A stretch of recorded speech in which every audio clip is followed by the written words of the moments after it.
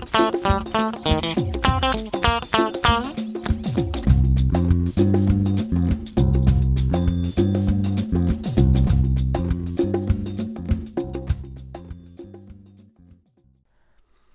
matestuberos!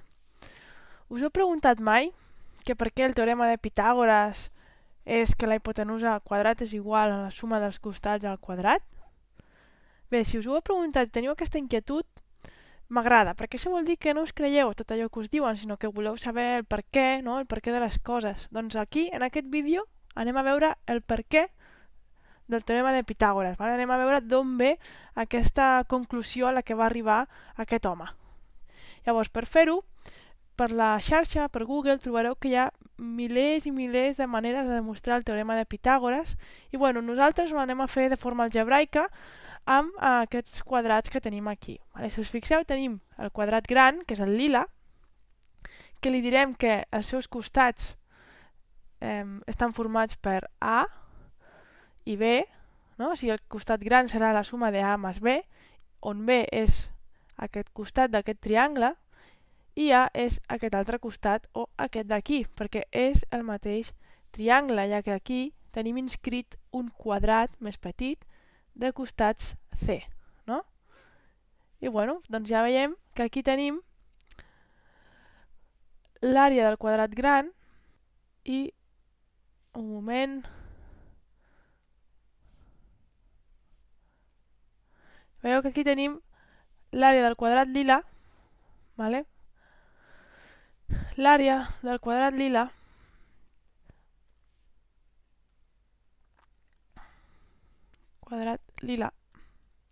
que serà igual? Sabem que l'àrea d'un quadrat, no? L'àrea de qualsevol quadrat, és igual a costat per costat, A per B. Bé, doncs sabent això, ara nosaltres anem a treure les nostres conclusions. Doncs l'àrea del quadrat lila a què serà igual? Doncs serà igual a costat per costat. No? Sabem que en aquest cas el costat és A més B per l'altre costat que és A més B. O sigui que tenim A més B per A més B. Doncs aquesta és la nostra àrea per un cantó. Però, si us fixeu, el quadrat lila també es podria comprendre per la suma de les àrees d'aquests quatre triangles, no? Aquests quatre triangles, sí? Més què?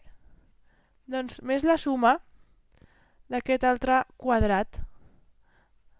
Si sumem aquestes quatre àrees, tindrem l'àrea del quadrat lila. Així que l'àrea del quadrat lila també podria ser igual... també podria no, també és. L'àrea del quadrat lila és igual a la suma de l'àrea dels triangles més l'àrea del quadrat petit. A què és igual l'àrea d'un triangle? L'àrea d'un triangle a què és igual? Aquesta àrea la sabem, no? Base per alçada dividit entre 2.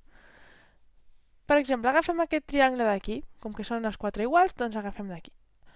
La base és la B i l'alçada és la A, no? Doncs base per alçada entre 2. Com que tenim 4 triangles, això ho hem de multiplicar per 4, no? L'àrea de tots els triangles, dels 4 triangles, és igual a 4 per B per A entre 2, que és igual a 4 entre 2, això se'n va, i ens queda un 2, no? O sigui, a 2 AB. I l'àrea del quadrat petit? L'àrea del quadrat petit, aquesta és més immediata, no? Sabem que el quadrat petit fa de costats C i C, així que l'àrea és costat per costat, que és C al quadrat. Així que ja sabem que l'àrea del quadrat lila és igual a A més B per A més B, no? El que hem fet és dir que és igual a això d'aquí. Però és que aquesta àrea també és igual a l'àrea dels triangles més l'àrea del quadrat petit. Llavors, això haurà de ser igual a això d'aquí. Per tant, hem de dir que a més b per a més b també serà igual a la suma dels 4 triangles que hem dit que era 2AB més l'àrea del quadrat petit que hem dit que era c al quadrat. Fixeu-vos que ara ja tenim aquí una equació i llavors el que hem de veure és si treballant aquesta equació que ens queda arribem a la conclusió de Pitàgores. Us en recordeu que el que volem demostrar és el teorema de Pitàgores. Què deia Pitàgores? Doncs que la hipotenusa d'aquest triangle, no? En aquest triangle és c al quadrat, és igual a la suma dels costats al quadrat, és igual a al quadrat més b al quadrat.